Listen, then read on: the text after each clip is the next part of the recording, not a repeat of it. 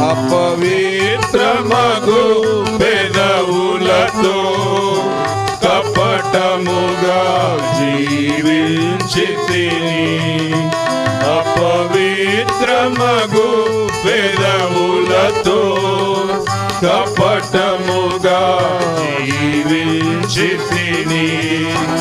అపరాధి నోటిని తెరచి స్తుతి గీతమును సగిన ప్రభువా. అపరాధి నోటిని తెరచి స్తుతి గీతమును సగిన ప్రభువా. పావనుడా మా ప్రభువా, నీ రక్షణకై స్తోత్రములు, నీ రక్షణకై